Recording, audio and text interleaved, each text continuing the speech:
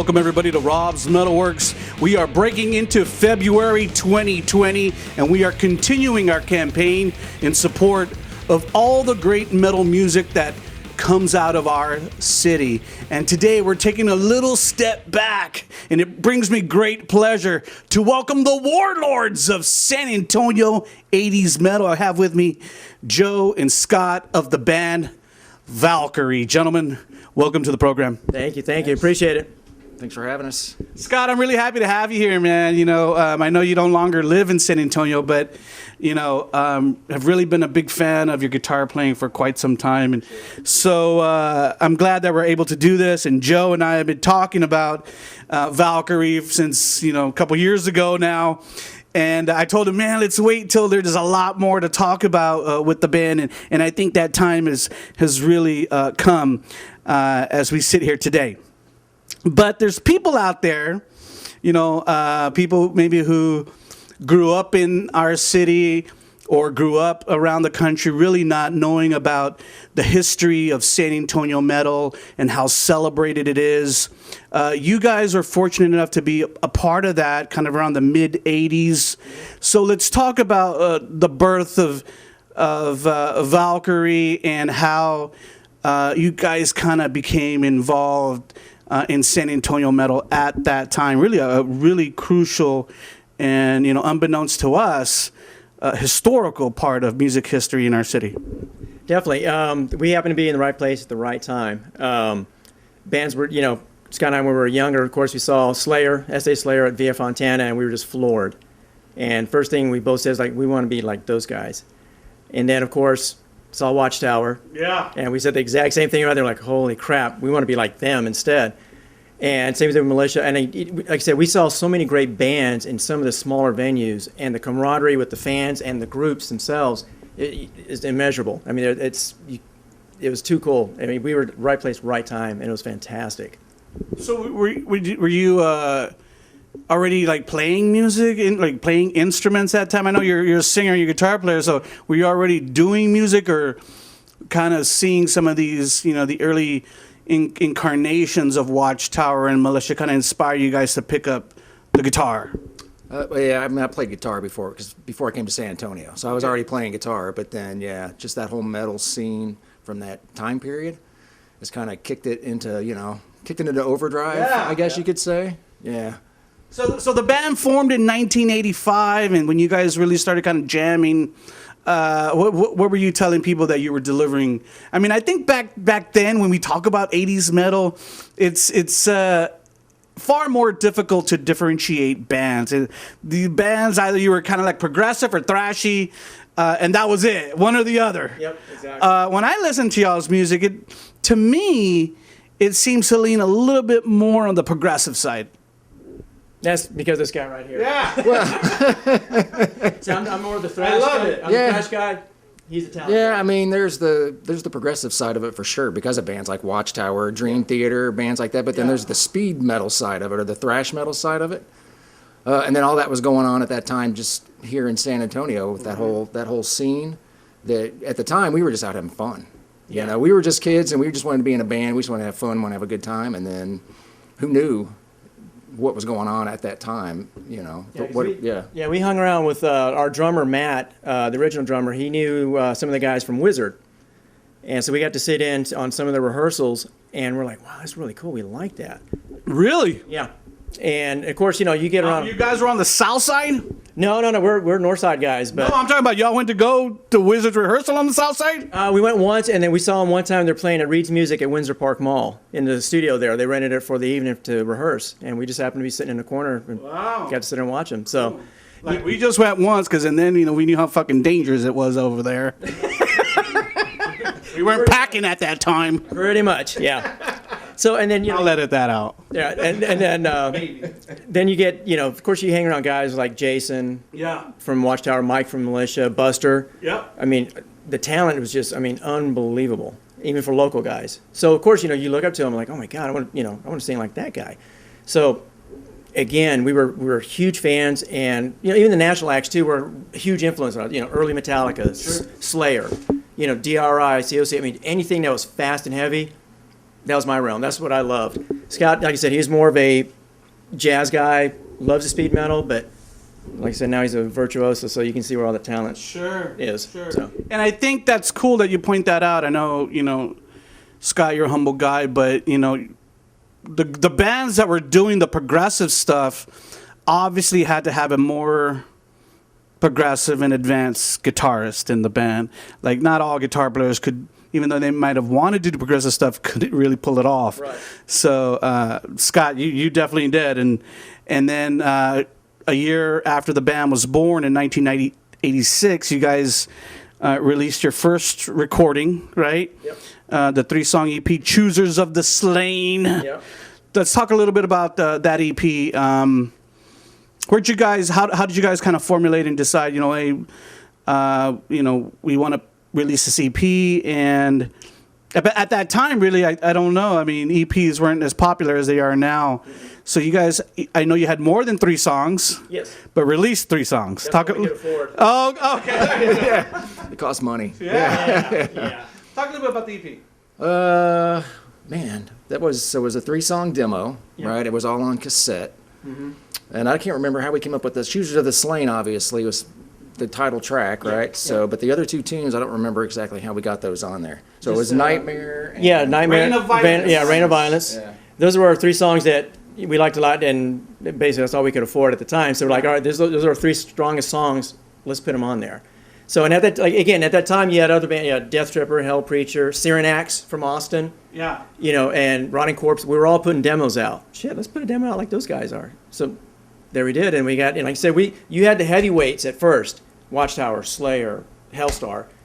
Then you had the second wave of metal come in, which was us, Death Tripper. Oh. Yeah. Sorry. All right, Death Tripper, Rotting Corpse, again, us, Cyrenax, Scythian Oath was another one. So. Yeah. And we're all, again, they were putting out LPs. We couldn't afford that, so Right. we're putting out demo tapes. So quickly, you guys formulated these songs pretty quickly. I mean, like I said, within a year, you guys already had something out in the market. So was it really important for you at that time? Obviously, we're talking about a time before social media. Right. It was important for bands to kind of have a recording and put it out in some form or fashion. And at that time, it was cassettes. Definitely, yeah. No, that was pretty much our business card. Yeah. So, we couldn't afford T-shirts either. So it was the demo tape and then maybe flyers that our friends used to put together for us for shows. Any of those cassettes still exist? Some people. You got one? I do have one. Yep. Scott has one. There's a few people. There's Mike out in California. He has an original copy of the demo. There's still a few floating out there. Yeah. Wow. I want one. You and me both. Very cool. So, obviously, part of making an impact and being part of the scene was playing shows. Mm-hmm. Did you guys really come out of the gate pretty quickly and start playing shows? Yeah, we did, right? We started, when was our first, wasn't Cameo Theater? Yeah, no, it wasn't Cameo. First we started at Trax nightclub. Right. Oh, God. Yeah, that was Wow. that was one of our first gigs, and then we were lucky because the guy that was managing us at the time, he put the money up so that way we could play at the Cameo, but Militia was headlining, so we got to open up for them, and then Death Tripper was on the bill too. So, we kind of made a real quick jump from the small little clubs up to like say the Cameo Theater, which was a big deal for us, and then got to be good friends with the Watchtower guys and everything. So we played Liberty Lunch, opened up for Tower up there. I haven't heard that venue's name in a long time. Wow. Yeah, so we played Liberty Lunch, and then got real good friends with the Rotting Corpse guys. So they had us come up to Dallas, and we played at the Tombstone Factory up there, which was an absolute dump. But man, that was one of our funnest shows. Wow. We were talking off camera, Joe, and you were telling me, about how Mike Solis from Militia and Jason McMaster from Watchtower are kind of not only friends but also like mentors to you. Obviously, those dudes had been established in the local scene and had kind of been able to maneuver around South Texas. And obviously, I always tell cats, this business is all about relationships. You had great relationships with these people. How advantageous was that for you? What did they kind of teach you, or what did you learn from them as mentors? Oh, sure, no, extremely. Again, like I said, really helped us on the do's and don'ts of business, what to do, especially as a singer before a gig, even after, to take care of your voice, and just, how to work a crowd, how to basically sing. They both taught me how to sing properly, and plus like the highs. Like I said, Mike hits notes that only dogs can hear. I was just about to say something about that. I'm anxiously awaiting seeing you tomorrow. Thank you. And we're older cats now, and but I saw Mike Solis like maybe 3 years ago, and I was like, Jesus Christ, this guy can still do it, man. At his age, can still deliver vocally. So. Don't let me down tomorrow. No. We went through practice today. And yeah, good. And I know you wouldn't be doing it if you couldn't do it. Exactly. Bingo. Right. Absolutely right. Right, man. So that's great. Those guys have gone on to great careers, and I'm glad that you guys released that music, because obviously it lives on forever now. What I found kind of interesting, though, was that the band didn't really continue very long. Right. 3 years, correct me if I'm wrong? That's about right, yeah. What caused the demise of Valkyrie? Young and dumb. Yeah. Basically. At that time, I went back to college to get my degree. Scott went on to have a really good career in music. And just young guys, didn't really think much about it, and just quit playing. So I said he still went in different forms of music and different paths, but like I said, I quit music for 30-something years. I just started singing again, last year, the year before. Wow. And I was scared to death. I was like, holy shit, I don't even know if I can hit the highs anymore. Yeah. Went there and did it, and let him listen to it. He's like, okay, no, you're good. I'm like, okay, fuck. All right, so off we go. Scott, I know that you went on and did, some work with Shrapnel Records. You kind of have this, reputation as being like a shredder guitar player, really intricate musician. Quickly talk a little bit about what you did musically after Valkyrie. So I did the Shrapnel thing. There was a band. We had a band called Tommy Lamey, which actually signed with Shrapnel, and then that kind of fell apart, and it turned into a band called Criminy. Did you do a solo CD too? I did a solo CD. We did a deal where we did a band deal, and then we did a deal for solo CDs. So I did an instrumental solo CD also. Called Broke. Get it. It's brilliant. Yeah, and I was in a band called Haji's Kitchen, which was on Shrapnel. Then I did some side guy work for Shrapnel. It was a lot of Shrapnel stuff, and then it just went on with party bands, cover bands, tribute bands, that whole thing. So you kind of always have been active. Right, yeah. That's what I do for a living, is I do music for a living. So, yeah. It's constant go. Mm-hmm. Yeah, trying to get the gigs. Get the gigs and pay the bills. So now, we find ourselves in 2020, and I remember last year, Joe and I had started communicating, and Joe was like, we're coming back, man. What prompted that decision? To be brutally honest, my ego. A lot of it because you saw, the heavyweights got all the, with the Texas Legion and all the emergence or reemergence of, Texas metal from the 80s again. So of course, the heavyweights were getting a lot of the publicity and everything. I said, well, there's still a lot of other bands that you guys aren't even mentioning. Sure. So I was like, the nostalgia. You want to play again. But it also seems too like the nostalgia has really kind of reinvigorated these musicians. Oh, yeah. It's reinvigorated the scene. People are interested again. I'm not afraid to use the word nostalgia. Mm-hmm. Some people don't like that word, but I embrace it. It's part of our history, and as we become older, I don't know, maybe that's just part of being older, that we want to kind of reminisce and relish in those great times. And if we can relive them to a certain degree, why the fuck not? Yeah, totally agree. Totally agree. And then, again, we were big on the nostalgia, and it's again, when you get on stage in front of people and perform for them, and they dig your music, there are no words for it. It's an amazing feeling. And then Scott and I, too, we kind of feel like we had unfinished business with just only the 3-year run back in the 80s. So, we want to do this because we still can. Because I know we're going to hit an age eventually, and we're getting pretty close. That where we can't, we're not going to. Well, at least me. I'm there with you. Right. So that we won't be able to do this anymore. So we just want to give just one last hurrah. It's basically it's our midlife crisis. Right. So. Scott, you want to live forever, man. You were saying 1987 was just yesterday. Wasn't that long ago. I mean, look at him. He looks almost the same as he did in the 80s. He looks. I was saying, like, look at his hair, man. God, he looks fucking great. So, you decided to bring Valkyrie back.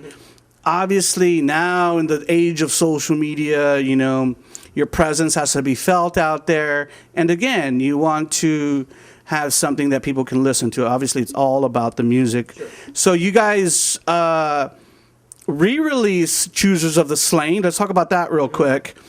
And correct me if I'm wrong, you re-recorded Choosers of the Slain, the 3 initial tracks, and then added 3 additional tracks, right? Exactly. Yeah, exactly. We wanted to prove something again that we could still perform those songs instead of just re-releasing the old material and trying to enhance it in some way. We went back and recorded it completely from scratch. So this is not a reissue. Nope. These are all brand new recordings. We recorded all these last year.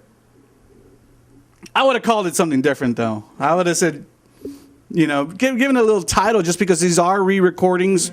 It's not a reissue. I kind of like that fact because obviously, you know, it shows that you can still sing, and right.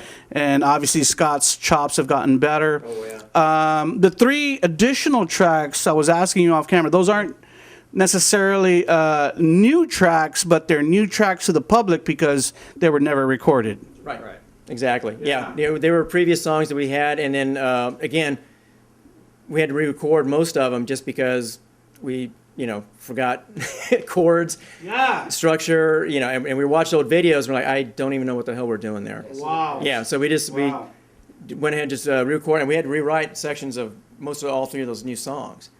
So, and actually we're working on new material. We've got 2 in the can right now, brand new stuff. We're getting there. Yep. Okay, so everyone, Joe, don't blow my bubble. Right. I know you're a smart dude. Right. Everyone out there, the EP that came out last year from Valkyrie is called Choosers of the Slain. Be sure to look for it. You can buy it at all music outlets out there. Total of 6 tracks, 3 of the classics and 3 more classics that were never released. So look for it. It's out there right now. I really dug it. And Joe, thank you for sending me my hard copies. I'm an old schooler, so you know I like hard copy stuff. Will you have some copies when you go out and play for people to buy? Yes, sir. Yeah, definitely. We'll have T-shirts and CDs, actual hard CDs at the show tomorrow, and then any other show in the future that we have. Yeah, we're going to talk about that too. So before we get to the gig tomorrow, the big Vakken show off, you mentioned right now that, and I wasn't sure if I was going to ask this question because sometimes, you know, when vintage guys get back together, it's like we don't know if you still have it within you to write new music, right, and keeping it true to what Valkyrie is. So you just kind of alluded to the fact that you guys are writing new music. Talk a little bit about that. Yeah, so the thing with Valkyrie that I feel is like there's really no rules. Yeah. So I feel like creatively with Valkyrie, I don't feel like I'm stuck in a, you know, being on Shrapnel, you got that shred kind of thing hanging over you. Yeah. And with Valkyrie, I don't feel like that's there. Yeah. You know, you can just kind of, there's no rules. I can be just creative and just kind of just go for whatever. Mm-hmm. Does that mean, Scott, for you, does that mean like focusing more on the song than on the noodling? Focusing more on the song, like there's guitar solos in these tunes, but there's there to be. Yeah, but there's not. That's not the focal point. Right. It's about the song. It's about the intensity of the music, the feel of what's going on with the music and stuff like that. Yeah. So Joe, how many tracks have you guys kind of been putting together? We got 2 new ones right now. One's called Submissive Decay, which is a 5-minute. It's a banger. It's a ball buster. Wow, cool. Scott wrote it on a 7-string. Nice. Again, totally different because we're trying to mesh, you know, the old school thrash in the 80s. And also some of the newer metal stuff. Yeah, kind of modernize a little bit of what Valkyrie is. Exactly. So, like I said, Submissive is a perfect mix of it because you get a heavy 7-string with lower tones, and it's a banger. Does that make it easier for you to sing it? Yeah, I mean, any key is fine for me. Oh, okay. Yeah, and then we have another song. It's a little bit slower song than what we usually play. It's called "Emotional Scars." Nice. So still, it's crunchy. It's more of has almost a doom feel to it. Nice. But yeah, it's got some time changes. It's fun. So is the plan to kind of release a new EP this year?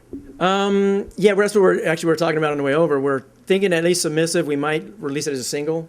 Maybe next month, something like that. Kind of like the newer bands are doing. They just release it strictly on the streaming stuff. Yeah. We're thinking about the same thing. Yeah. If you saw the Flynn interview, he really goes deep into that and how the music industry has changed where, you don't really, the requirement is not really to submit, a full length to the fans anymore and tour, every 3 or 4 years and provide new music. Now you have the option to release a single here, release a single there, and stay fresh with the fans. Exactly. Yeah, and that's what, like I said, we